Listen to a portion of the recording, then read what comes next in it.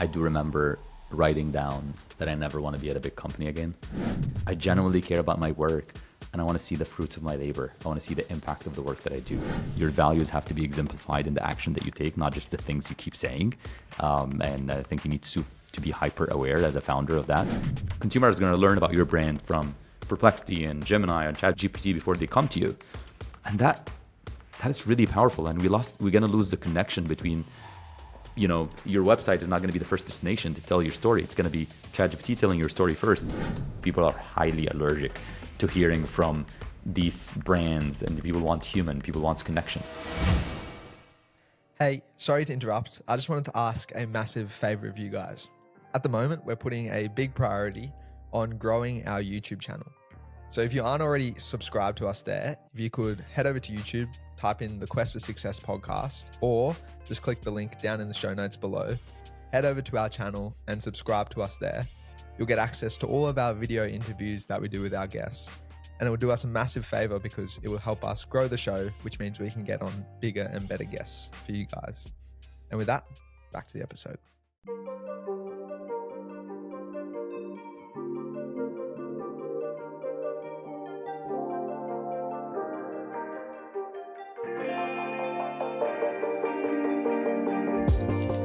All right, welcome back to the Quest for Success podcast, and thank you so much for tuning in once again. Today on the show, we're incredibly excited because we're joined by Mostafa ElBermawy, who is, for me, really defining the future of combining AI and growth marketing to build the future of growth and marketing. And so really excited to kind of dive into his story and what he's building today. And also, I had the opportunity to meet Mustafa at Harvard Business School when we're doing Harvard OPM.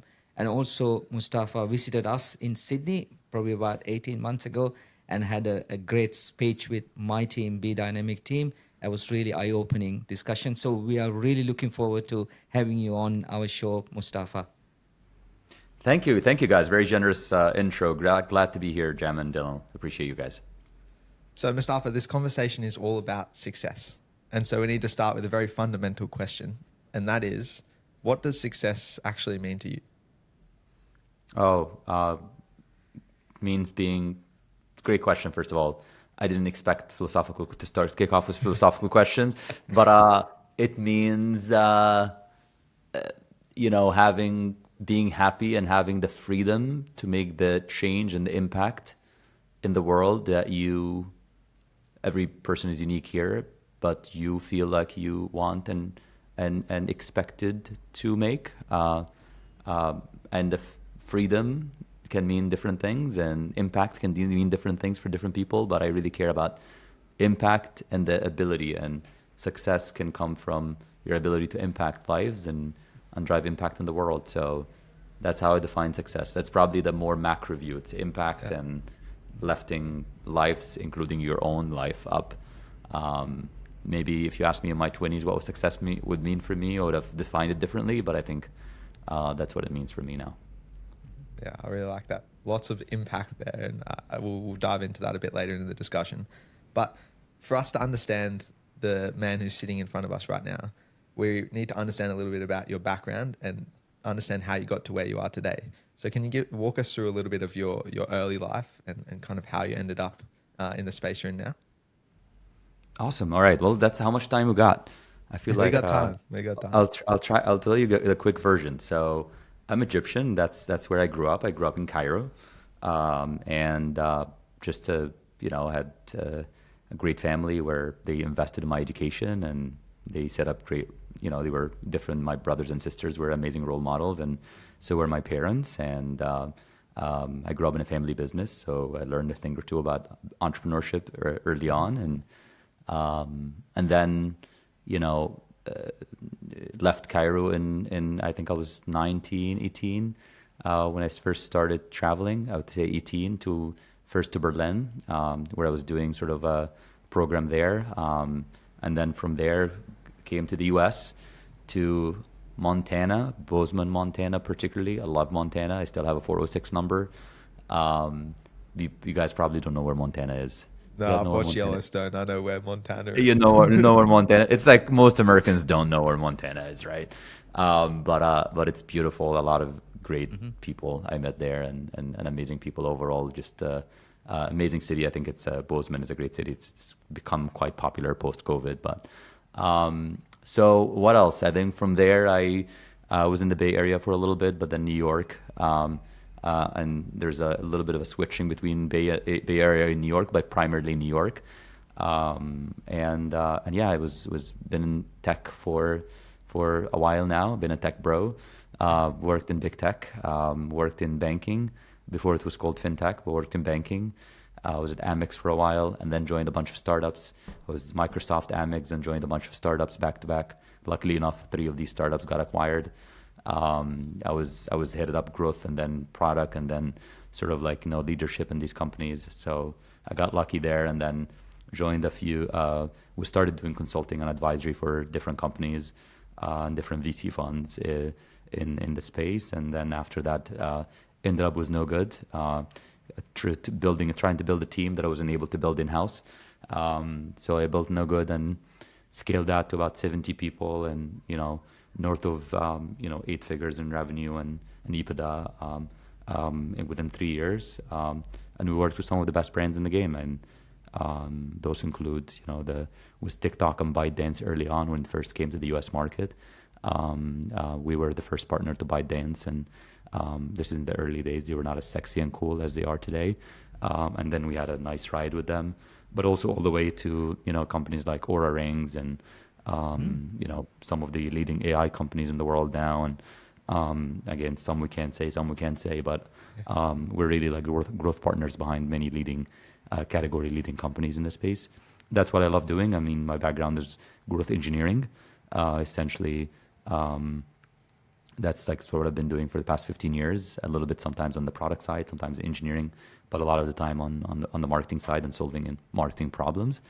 And more recently, we built Goody for the past 2 years, and that's like pioneering AI search and answer engine optimization platform, already like being used by some leading brands in the space. And I think we were early, probably like now 2 years ago when I was doing this, people thought we were crazy, but finally Goody is in a really good spot, and sort of really happy to be there. That's where I'm getting my energy now. It's like, that intersection of how AI is really changing growth and how it's changing brand discovery and visibility.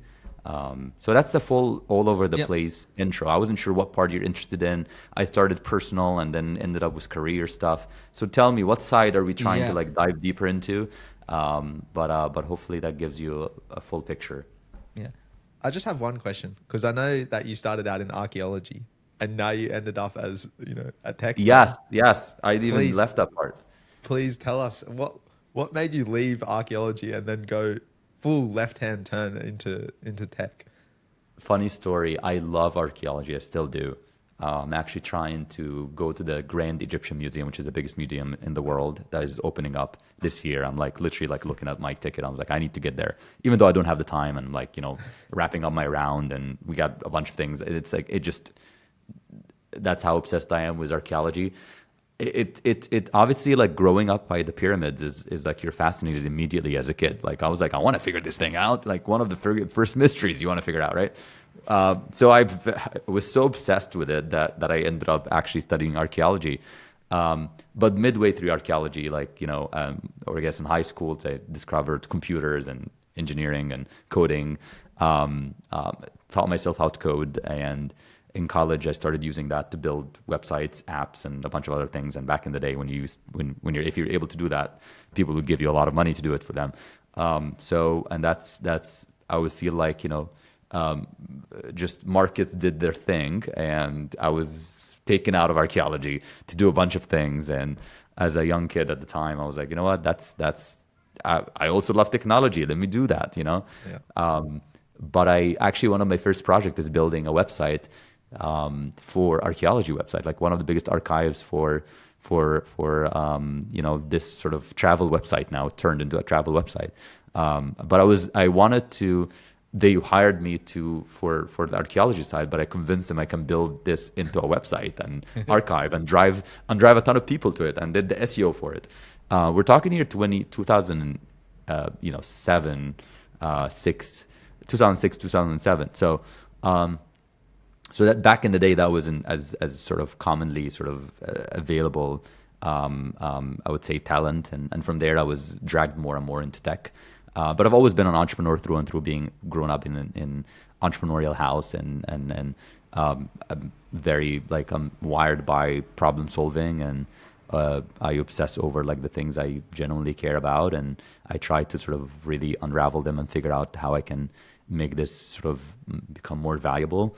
I've always wanted to help my family. How can I help fix the business problem they keep bringing to the dinner table? I'm, like, trying to, like, figure out how I can actually help fix things for them. And archaeology was also really good, problem solving, and, like, there's a lot that you need to figure out, and mystery, and it was fascinating. I still love it, but and it's still science, obviously, and it gets you sort of, it's intersection of science and history and creative in a way, or, science and geology, and particularly, and history. That's sort of the intersection that you're at there. And there's a bunch of other things now that people study, but for the most part, that's the journey. Yeah. Hopefully that answers your questions, because I feel like, definitely. happy. If you want to nerd out on how the pyramids are built, I'm always down with that. So we got so much to explore on you in this discussion. But in layman terms, can you tell me what's growth engineering is? It's essentially like you building the systems that continuously sort of identifies the unique variables and levers to each brands to help drive sustainable compounding growth. So there's a system, and there is unique variables and levers that you need to identify. You're constantly pursuing figuring these variables out, and the goal is, the North Star is, rapid compounding measurable growth. Measurable has a component, the system has a component, the MarTech stack and the technology that you use is a big component, especially today, and that's why that became a thing. You really need to be strong with data, marketing technology, but also a lot of people use go-to-market engineering now, right? Like, that's a fancy term, right? Back in the day, growth engineering. Before, it was just, developer in that happens to be in marketing. Doesn't matter what the label you put into it, but at the end of the day, it's like, system thinker that comes in, leverages available tools in order to achieve the goal, and find the path with the least resistance to identify these variables and levers, and use them in order to drive rapid compounding measurable growth.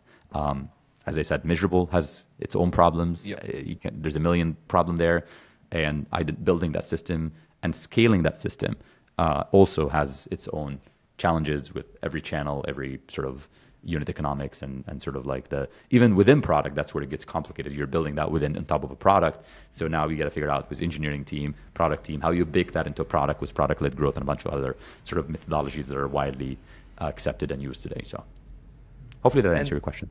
And you mentioned that you've kind of worked at a variety of places, both in big corporate, at Microsoft and Amex, and then also a couple startups. What are kind of the key lessons that you learned in the contrast between the two? I actually do remember being at my desk at Amex at 200 Vesey Street in West Side here. Those in Manhattan would know what I'm talking about. I think I do remember writing down that I never want to be at a big company again. And I feel like at that moment I realized why I don't function at big companies. And I know it's like these are the words I used. I was like, I never want to work at a big company again. And because I really hated not seeing the fruits of my labor. I think I've had just gotten a big project done, and it feels like it goes into a void. You're not able to see the fruits of it. And that's where I get my energy. I genuinely care about my work, and I want to see the fruits of my labor. I want to see the impact of the work that I do. And I wasn't sure how to solve for that. I love the company, great people, learn a ton. They gave me a promotion right before I leave. They said, you know what, you're going to stay, you can do this, you can do that. But I wanted to see the impact of my work and the fruits of my labor. So I kept going smaller and smaller until I realized, let me just go to zero. That's the point zero is where I'm going to get my energy. But along the way, you learn and you build relationships and sort of build impact. But now that I think about it, I think the problem is it's just a learning journey. And I've always been an entrepreneur at heart. I tried a few things on the side while I was there too. And I'm like constantly trying these different projects and different things. but I've always been an entrepreneur at heart and a problem solver. And I think in big companies, I think the problem, I have to be able to see the problem end to end to be engaged, to be able to join a big machine again, if that makes sense. And I literally wrote that down in, I believe, 2012, 2013.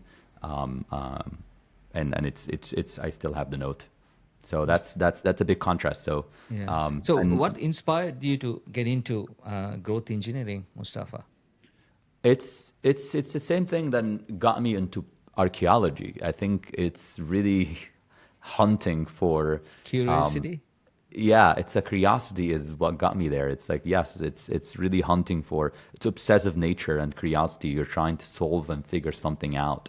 And along the way, you're enjoying the journey and the ride, and you're leveraging your unique set of skills to find that in the fastest and most efficient and effective ways. And it's at the end of the day, it's a game, and I like to enjoy the ride, and I like to be, that's if you want to be good at something, you just need to enjoy the ride and really treat it as a drill, a game.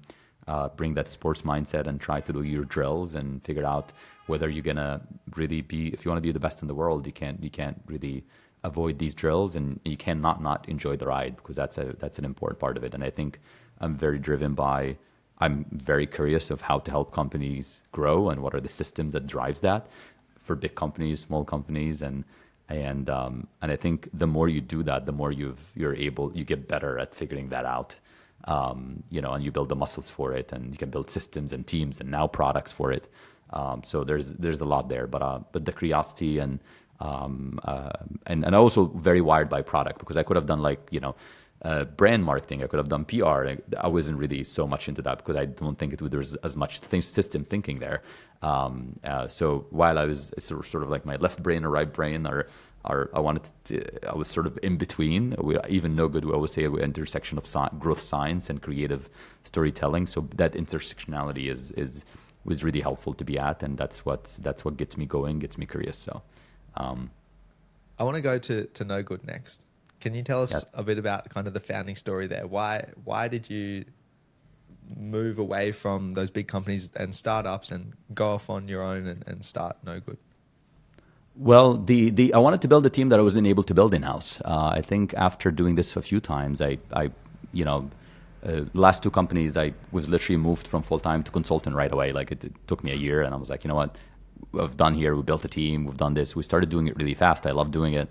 And I was already getting a lot of inbound to do this for other companies, and different investors and advisors who pulled me to do this advise their companies, advise their teams. And so I ended up with NoGood because I didn't have anything better to do.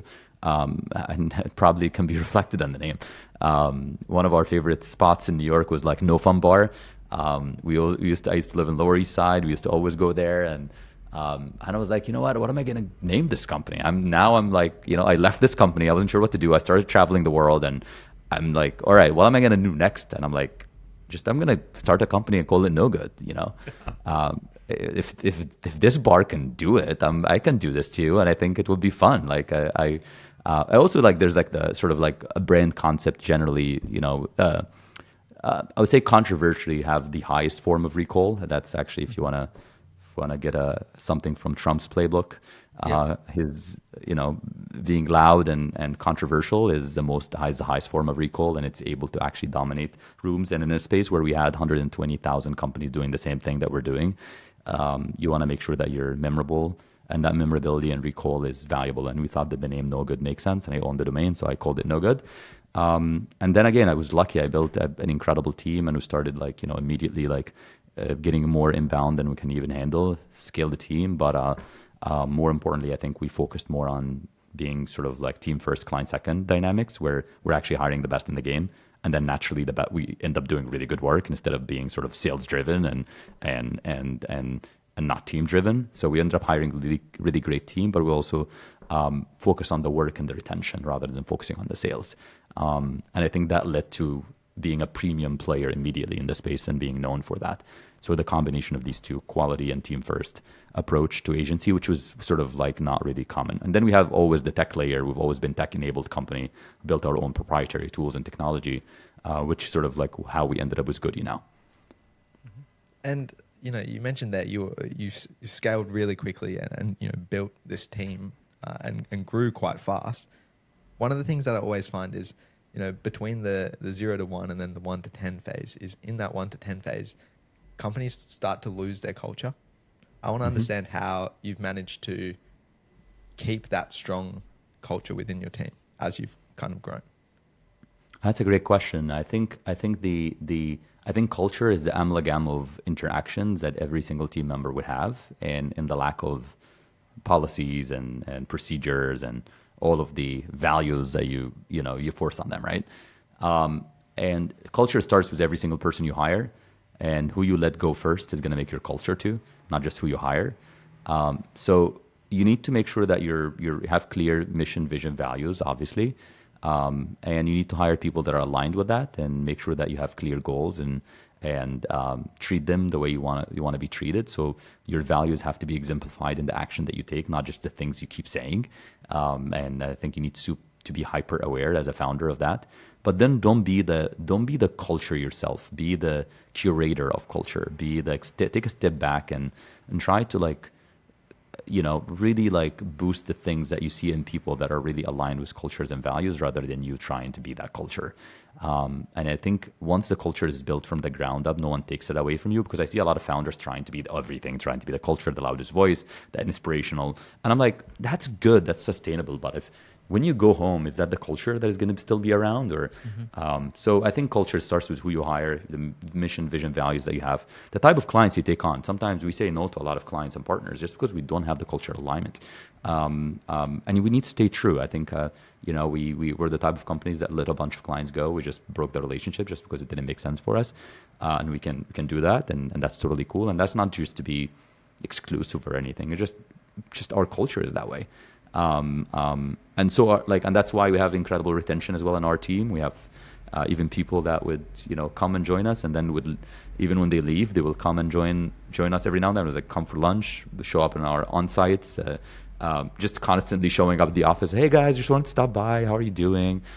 So we built a community at large, and I really get a lot of energy from that. And I think that's one of the benefits of NoGood, is that it's really team first, client second, and we've built some of the best talents in the industries, in my opinion, and a lot of them are out there crushing it for other companies, and many of them are here doing amazing work for some of the best companies. And I think we continue to be sort of that talent builders that I think is a great differentiator for us. And as I always say, it's I also learned from them, and the culture is no longer me. The culture is the team.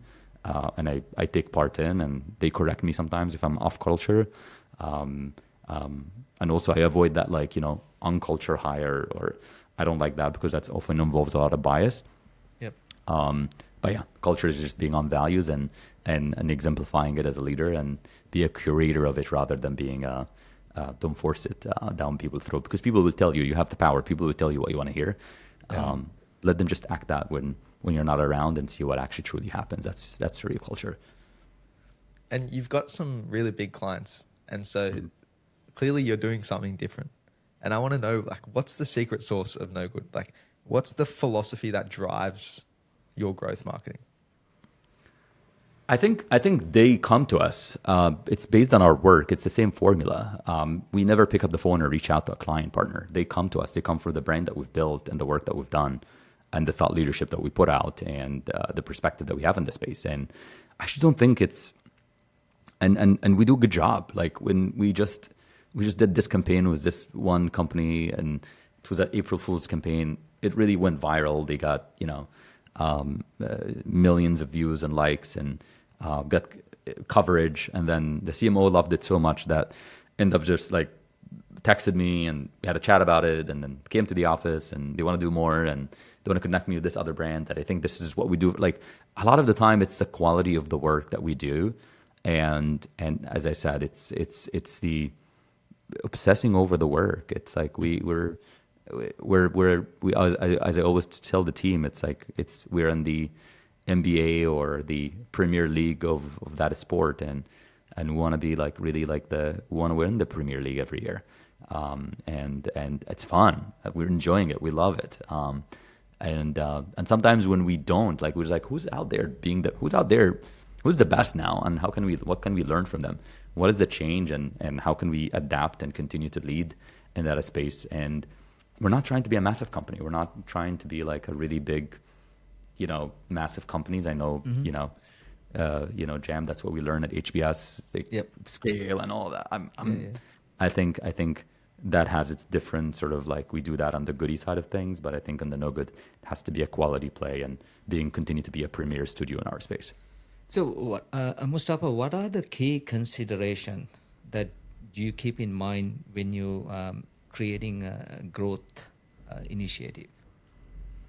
Key considerations. I think understanding who you're selling into is probably the biggest factor. Who are you selling into?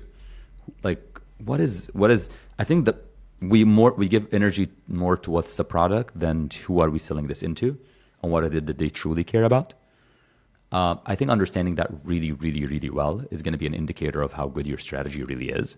And by really well means not just persona mapping.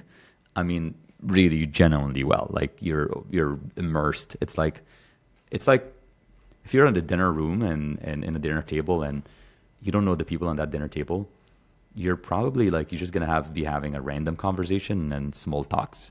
You can say a few things, everyone would be nice to you. But imagine if you're on a dinner table and you know everyone around. Your ability to actually have an impactful conversation would be 2 or 3x compared to just being a complete stranger. That being said, you can also be a complete stranger and be completely very interesting, but that doesn't mean that you're gonna build a system around it. You can't build a system that keeps on sort of giving.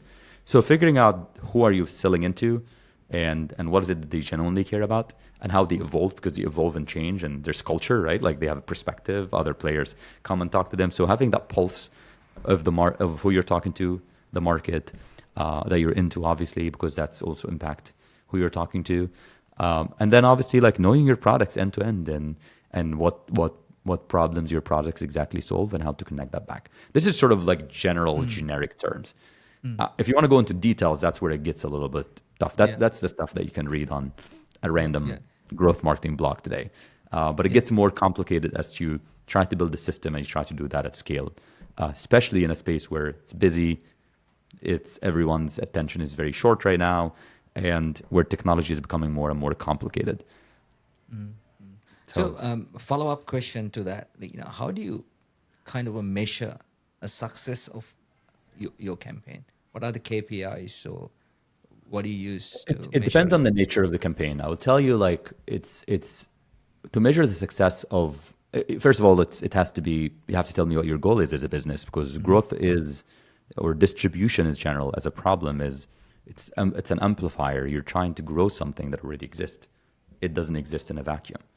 So growth has to start from what is the vision and what is the strategy, because there are many ways to take a route towards a destination, and you just need to find the route that makes the most sense for you, based on how long is you want that route to be. What is the big win towards the end? How much money do you got to get there? There are many ways to do different things, and you just need the details are the components that you're going to put together this sort of growth system, starting with a few assumptions, growth modeling of sort, and making sure that you're laying out the right technology to make sure that your system is repeated and effective. Making sure that you have the right talents in place, how to even orchestrate a growth team, how to build a growth function that keeps on giving for an organization, and what are the things that they should be focused on, where it should live. Should it live under product? Should it live under brand? Should it live under marketing? Who should you start hiring first? Should you hire a VP or should you hire a growth marketer? There's a lot of decisions that has to be made at the onset of really building a growth function, which typically comes after seed, or if you have a big seed, and in certain industries it can, but most companies it's after the A round. That's where you start building that function. For existing companies, there's a lot more to sort of unravel, because is it a sales-led organization? A lot of organizations are. Is it a product-led? Is it engineering-led? Or is it finance-led? We've seen some of those too. So what type of organization are you walking into? What is the mindset of the organization? And what does growth actually means for them? And work backwards from there. And what are some of the key levers which you're seeing now being more effective? Like I assume in the past, when search was really the key thing, SEO was really big. Now with the rise of social media, is it social media marketing? I want to get your take. No, it's another great question. I think the arbitrage right now is in my opinion, I think in AI search. I think there are billions of people that are using LLMs and AI search to have their questions answered and to make buying decisions every single day now. We're talking billions, not millions. I said billions. I think Llama came out and said they're used by over a billion. Gemini said it's used by over a billion. Google said that, and ChatGPT is over close to 500 million now. These platforms are embedded in almost nearly every experience that is out there, from Apple Intelligence to everything else. And we're talking about billions of users and different behavior in this sort of new interface. There's a new way how we digest, understand, and consume information on the web. LLMs are also becoming the gatekeeper of information on the web. In order to take an action of sort, it's going to start with an LLM and often end with an LLM. So that tells me that's the biggest opportunity and it's the biggest arbitrage. Mm-hmm. But sometimes the MarTech stack hasn't evolved. Like the technology itself, you're not going to see that in your Google Analytics yet. And everyone is waiting to read about it and hear about it. Well, everyone is busy building the actual technology. Everyone's competing at the LLM level, but they haven't really caught up and built that second layer, which is the MarTech stack. And that's exactly what we built at Goody. So essentially, like the biggest arbitrage is getting discovered on ChatGPT, Perplexity, Gemini, all of these surfaces that are dominating our lives now and is going to dominate even more. And if you're not paying attention to that, you are by 2028, according to Gartner, it's going to be 50% of 50% of the brands are going to be discovered on LLM first. That's massive. That's what happened with search. That's what's happening with social. That's what happened with social media at some point. So there is this layer that is created that is intermediate between a brand and its consumer right now. Consumer is going to learn about your brand from Perplexity and Gemini and GPT before they come to you, and that is really powerful. And we're going to lose the connection between, your website is not going to be the first destination to tell your story. It's going to be ChatGPT telling your story first, and then people are going to come to your website. So we lost that referral engine. Google being a referral engine, we lost it, or slowly losing it. Google just launched Google AI mode. So AI mode is essentially ChatGPT on top of Google or Gemini on top of Google, and it's running the whole thing. So that shift have happened already kicked off in 2024. Now it's going to be mainstream in 2025, in my opinion, if it's not already considered mainstream. I still think people are not catching up fast enough with all of this, in my opinion, and that's the biggest arbitrage right now. And in terms of, I'm an engineer at heart, so I need to understand a little bit about how that even works. SEO is a lot about keywords and things like that. In the AI SEO world, how do brands actually go about making their brand more visible to LLMs that are crawling their information?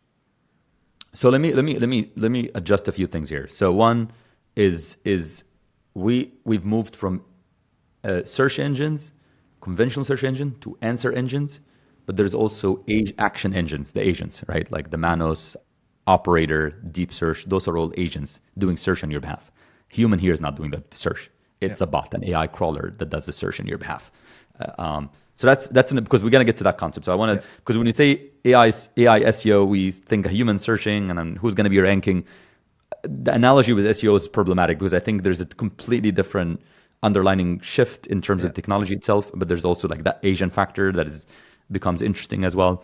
So, but yes, how do you do like AI SEO or AEO, answer engine optimization, whatever, geo, whatever you want to call it? People call it different things now. I think the main thing is you need to believe that know that you are not who you think you are. You're not just what you say about your website. On your website, you are what the internet says about you. These LLMs are trained on the internet. They're not just trained on your site. So you're not who you think you are. You are what the internet says about you. Massive difference, complete sort of shift in how you do things. Because SEO is like, I'm in control. I'm going to trick all of these keywords. I'm going to do all of this.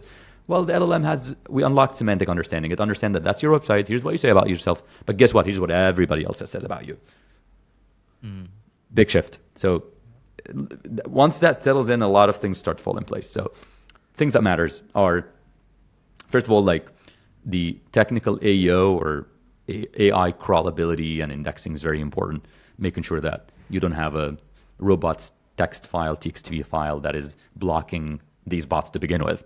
And all of a sudden you're trying to optimize, but you're blocking them from retrieving information from your site. The way these LLMs work, there's, the LLM, which is sort of this massive memory, right, with billions of data. And then there's also this RAG, which is a retrieval source that you're pulling information from. So the LLM is going to make a decision to give you the visibility or the lack of based on the training data and the sources that it used to train its model. And it's going to pull from that directly because it's this giant memory, right? Or it's going to pull from a retrieval source that is more up to date, and it's going to help it avoid hallucination, and it's going to bring something that is fresh and relevant. So you need to exist in these two, the training data and the retrieval sources. And Goody helps you there just identify actually what training data and what retrieval sources the model is using and pinpoints what you should be optimizing for. That's a really hard problem to solve. So we also do the observability piece. How do you even measure that? Because people don't click. It's about the visibility.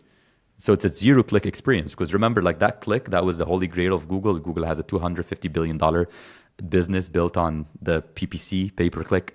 Yeah. Well, they're not clicking anymore. They are just reading ChatGPT. They are talking to it. So they're not clicking. How do you measure that? That's where observability and visibility becomes a factor.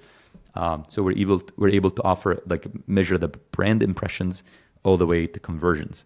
And that's another piece of technology that we worked hard on building. How can you build that?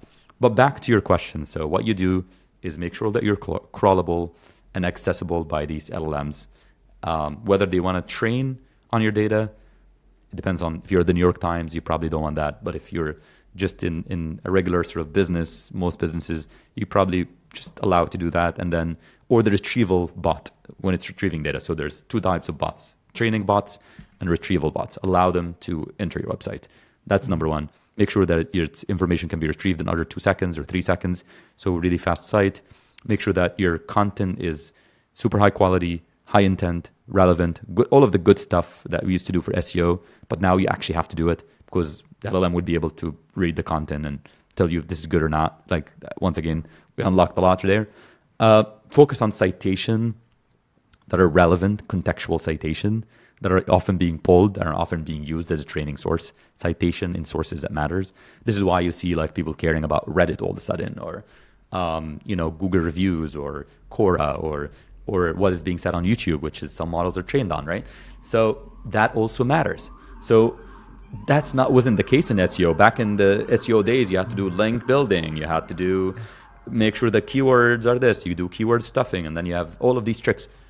There are a bunch of tricks that you can do with these AEO and all of these LLMs as well. But just, again, start by unlearning first, understanding that there is a foundational shift in how technology actually works, and then start approaching it methodically and use the right tech stack to actually be able to execute on it effectively.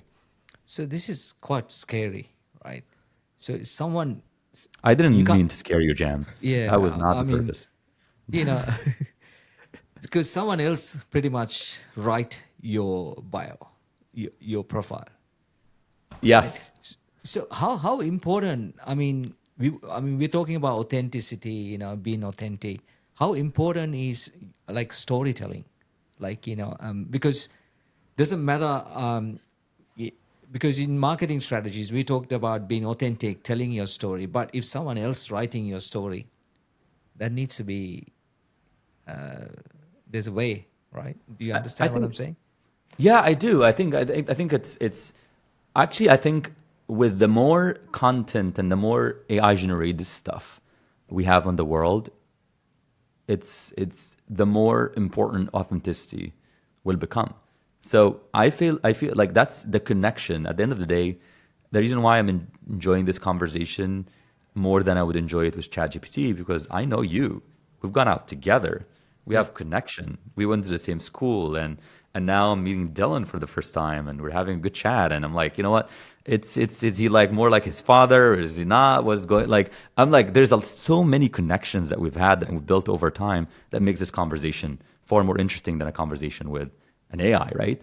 The same thing applies with content. And maybe down the road we have a generation that probably enjoy the conversation with AI more than humans for their own reasons. We might get there, right? We know the cycle, right? But eventually, all I'm saying is everyone is going to have access to these LLMs and they're able to generate content.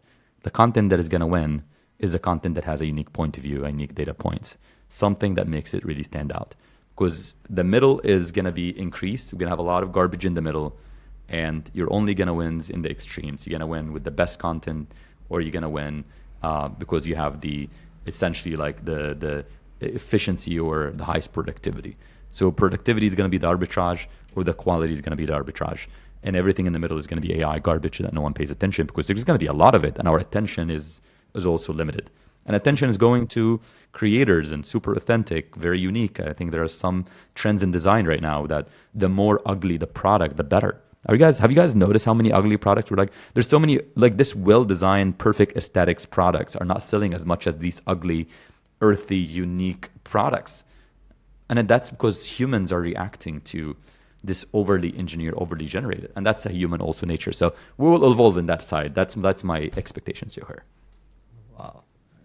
I want to go back to you were mentioning, AI search is going to be fundamentally different because it's going to rely on all of the information that's out there. So does that fundamentally change what's going to happen in the future? Because if I'm a business and my competitor is on the side writing bad things about my brand, that will change how AI search reads my brand, right? Because there's more information out there. Of course it will, but it will know that it's your competitor. I guess so. It will also know that it's ethical piece in this kind of revolution that you see. Yeah. I think we've seen it, right? Like, if everyone said the same thing with I don't know, like Google reviews or Yelp reviews, right? My competitor is giving me bad reviews. There's gonna be bad actors with every tech-led innovation. I don't like to focus too much on the edge cases there and what does that mean for us. I think we're gonna find the sort of like the poison and the cure, and we're gonna evolve there. But yes, it fundamentally changes how we digest and discover information, and the foundation behind it also, which is the underlying technology. The underlying technology is I think how we discover a brand right now. It's a lot of it is Facebook, it's search, or Meta, or you hear them on a podcast. You do that is not gonna all change at all of a sudden. But how we engage with the web, I think Google for far too long became this search bar. You find information and you click on something, so it became the world's first biggest referral engine. And there's a lot of industries that are built around it. Well, that referral engine right now is going to be an answer engine. People like searching less and getting answers more. And guess what? When these answers are highly relevant, personalized, can have a conversation with, it knows me more than all of these other generic blue links, even better.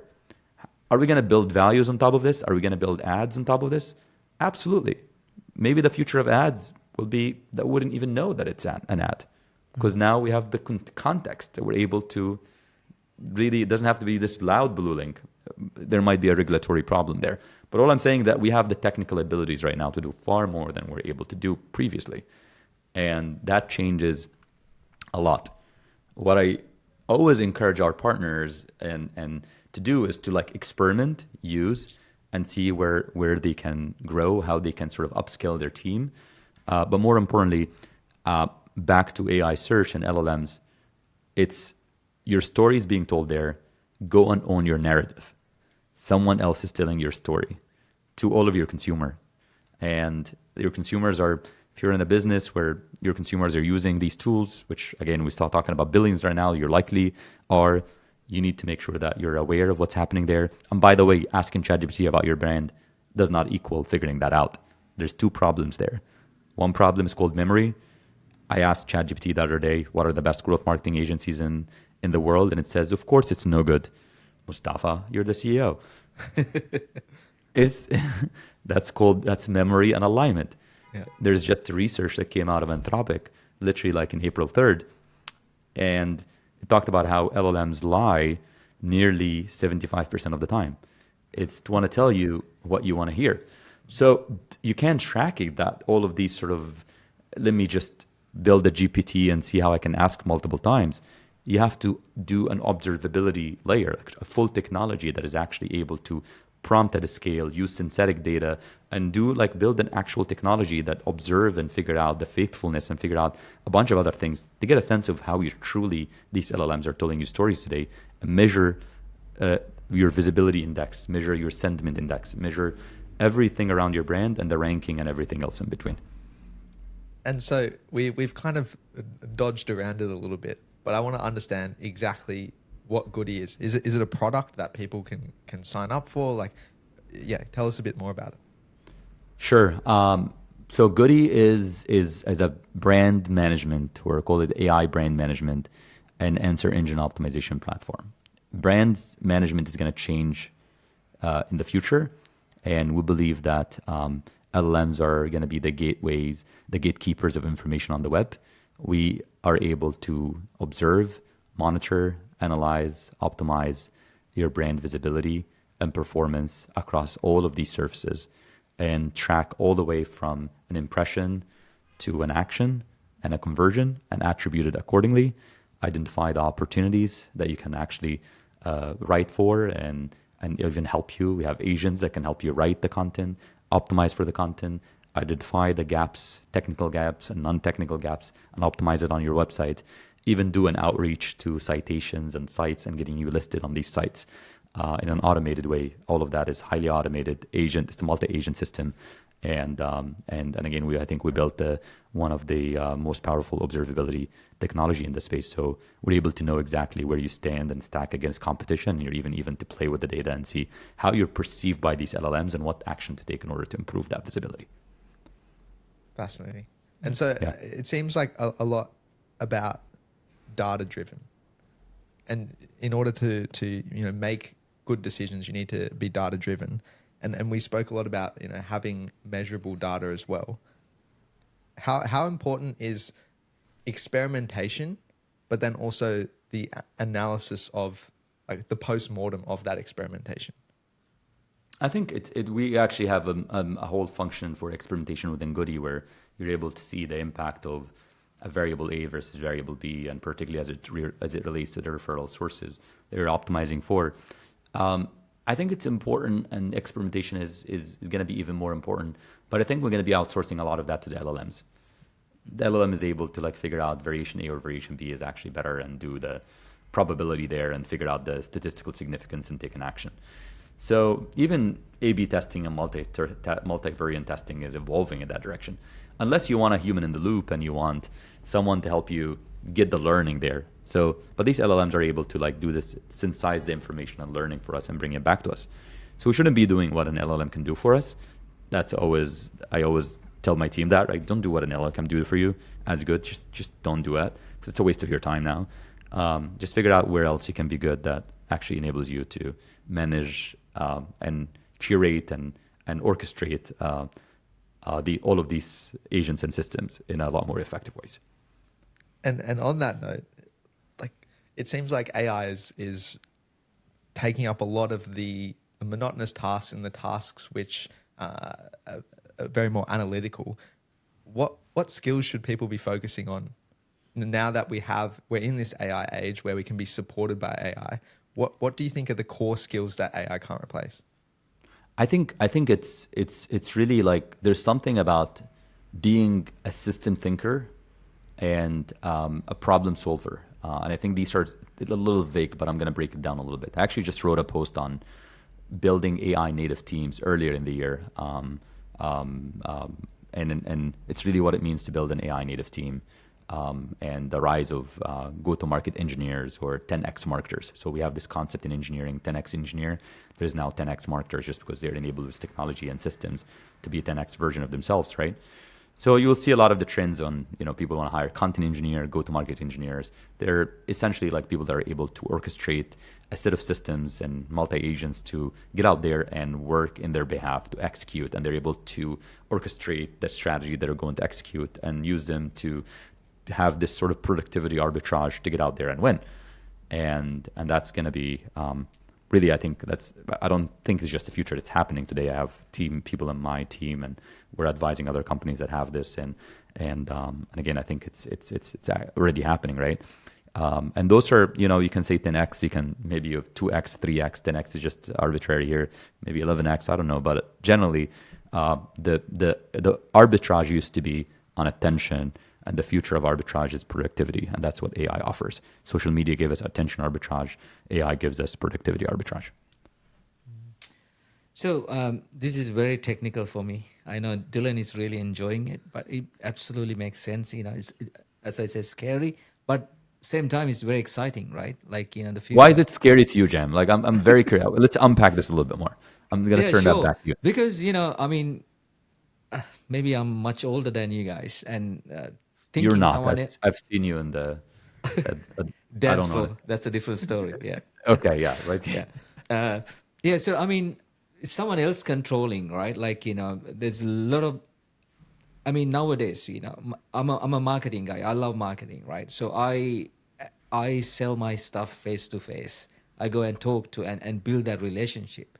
But what we are talking here, there's so many. I won't be able to do that anymore. There's my profile controlled by someone else, like or many other factors. The loss of control.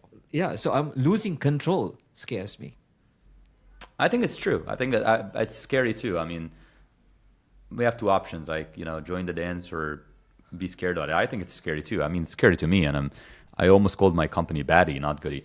But it's no honest. But on a serious note, there, I think it's scary because brands have lost control a while back, though, Jam. It's like brands are no longer in control of their narratives, and it's been the case for a while. I think brands are strategically, at least, like from a strategy perspective, you used to like have this sort of old school, MBA educated, typically marketers that are orchestrating strategy, the Kotler or whatever the marketing professors that taught PNG strategy style, right? And where you're in actual control and you say something and distribute it to people and people love it or don't. Yeah. And I think what is happening right now, there's distribution is fragmented and attention is already people are overloaded with content. There's so much noise. I think there's also brands are no longer just throwing things at people. They are strategically taking parts and participating in the conversation. This is why you will see brands in the DMs a lot of the time. This is why you'll see brands collaborating and partnering rather than actually like hiring a creator, like they were partner. No one wants to hear from a brand. People want to hear from humans. People are highly allergic to hearing from these brands, and people want human. People want connection. To what you do, Jam, has not changed. I think your ability to sell and build connection is actually going to increase in value. Building communities, we're seeing a rise of these in-person events and running clubs, and people want to build communities in coffee shops. That is also the contrast of what's happening in the AI world, which is also beautiful. So humans are evolving, and our approach and cultures is evolving. But it's important that you really combine the two and understand the shift that is happening here and the shift that is happening there and what it means to build a brand today.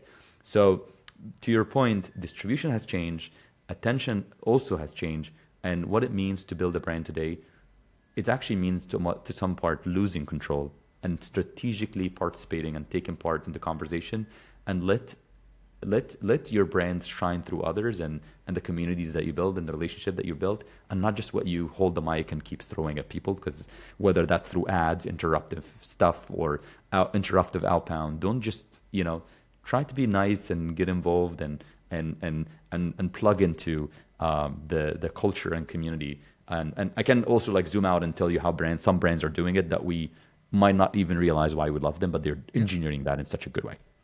So that's amazing. I mean, that's the exciting part, right?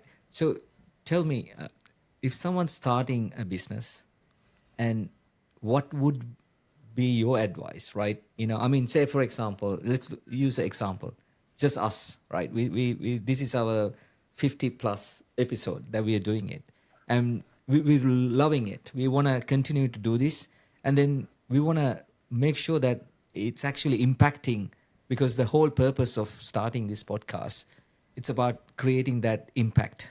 So say we record a podcast with you, and we share that, and 1,000 people is going to listen to it, right? So it's the impact is much higher.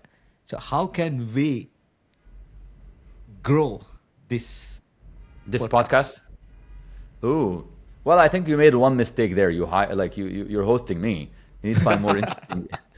I don't know if you can. You're starting with a deficit there.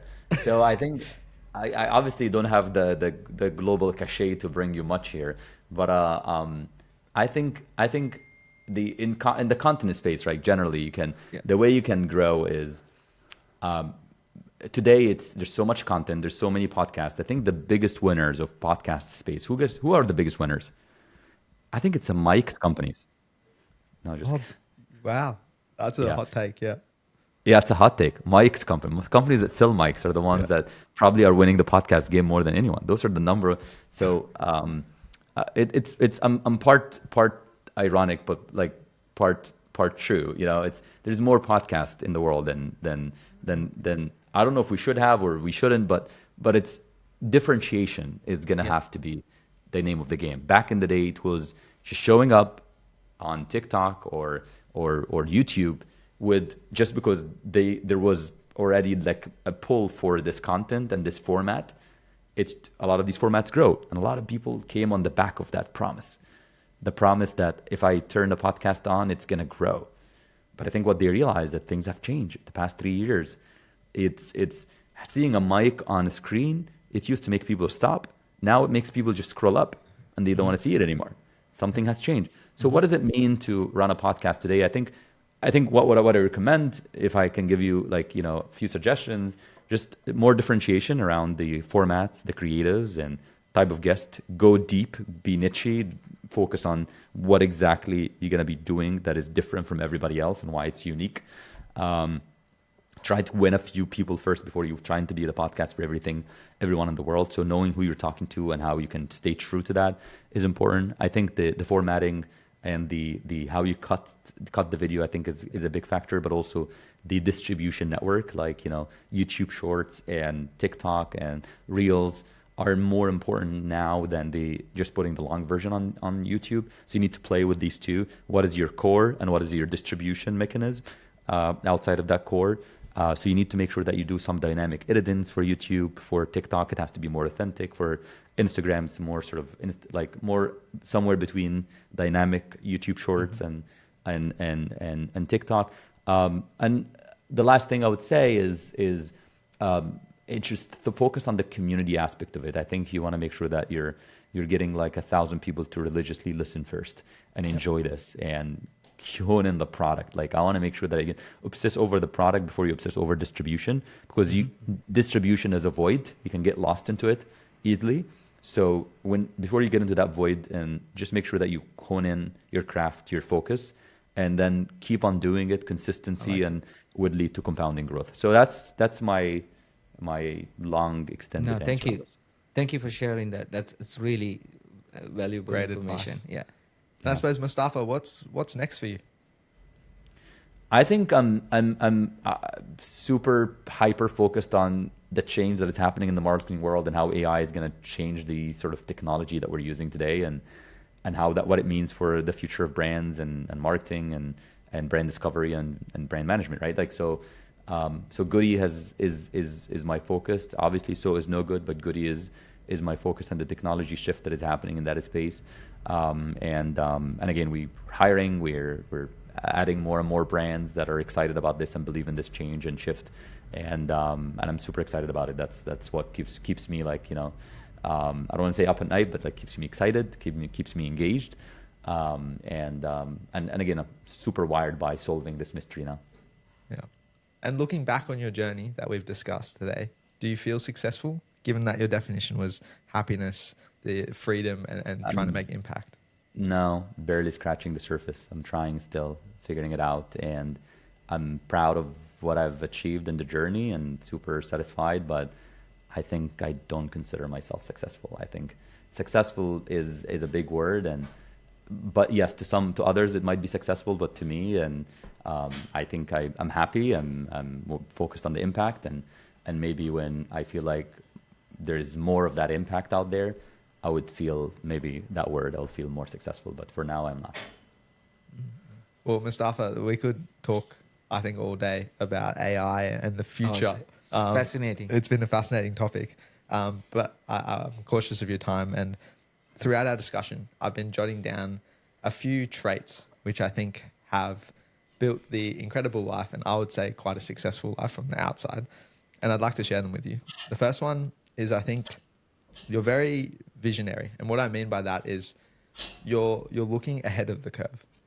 You know, you could have stayed with just regular SEO and trying to do things in the now, but you're kind of looking to where the ball's going and not where it is right now, and trying to build for the future. And I think that's a really important thing, because you might not be getting immediate success now, but it's a short-term pain for that kind of long-term gain. The next one is you're really process-driven and really curious as well. And I think that curiosity has taken you down some different avenues and rabbit holes, but during that time, you've really been able to learn really deeply. And that curiosity always like makes you want to learn and want to understand the customer and their needs as well. And I think that's really important, especially in the industry that you're in. The next one is value driven. And I think that came from when you were speaking about culture, and you're really aligned with your own values and the values of the company. And even if your customers aren't aligned to those values, you're okay to turn them away. And I think that's very special. I don't think many businesses would do the same thing. I think having that really deep value set allows you to make decisions based on those values, and really pushes you towards where you truly want to go. And then the last one is, I think it links to curiosity, but you're clearly a very deep learner. We've delved really deep into AI, into all of these different topics, and it's very clear that you understand the information and you can communicate it very, very well. So I really, really appreciate your time today in this conversation. It's been very informative, and can't wait to share it. And Thank you, also, guys. Mustafa, just to add to what Dylan was saying, what I've noticed having this conversation, you're a real, like a logical thinker, but also you have that creativity in behind, right? So it's not just, sometimes you have a logical thinkers, not very creative, but you are in between, and you have that magic. You can think logically, same time also you can be creative, which is a special skill set that you have, which is amazing. And Thank you. You guys are very generous. Very No, generous with these statements. But I wish I feel like I'm at a disadvantage. I wish we need to do a podcast where I ask you guys these questions. And I know you have an incredible journey as well. And Gemma, obviously, I know your journey a little bit, spending time together, but I would love to learn also about Dylan and sort of he's been asking really thoughtful questions, and he wanted to nerd out about these things. I don't even know his background. I feel like I want to turn that back to you, but tell me if that messes up your format. But that's how I feel right now. Well, we'll have to do a follow-up conversation, I think, because it was a very insightful conversation. Maybe next time you're over this way, we'll catch up, or if we're in New York, we'll catch up. Hopefully, we can convince you guys to come to New York soon. But yes, when I'm down under, I'd love to. I'll let you know for sure. Yeah. Thank you guys. Mustafa, Thanks for having thank me. you so much for this conversation. And if our listeners have gotten something from this conversation, it would mean a lot if you could subscribe or follow us on whichever platform you're listening to this on right now. And you can see all of our inspiring conversations over on our website, thequestforsuccesspodcast.com. And with that, we'll catch you guys in the next episode. Thanks for listening.